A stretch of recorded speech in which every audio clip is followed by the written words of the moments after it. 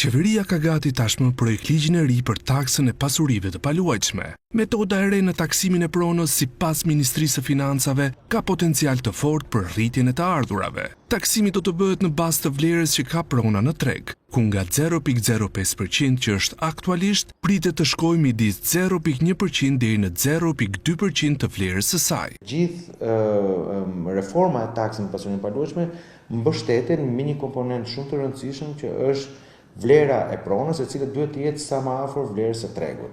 Donse ligji parashikon mekanizma lehtësuese për një sër kategorish, për pipirin ndryshimet si edhe një shtrenjtim të taksës.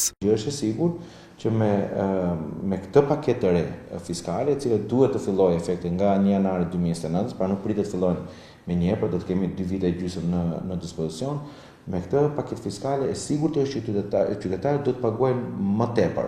Përcaktuesi në çmimin final do të jetë edhe qeverisja vendore. Këshilli Bashkiak ka një dishmëri për të përcaktuar barën fiskale pra masa, nëse do të jetë 0.1, do të jetë 0.15 apo do të jetë 0.2. Për drejtorin e Nareas, ligji shkon drejt një raporti më të drejtë fiskal, por nga ana tjetër nuk pritet të sjellë ndryshime të forta në treg.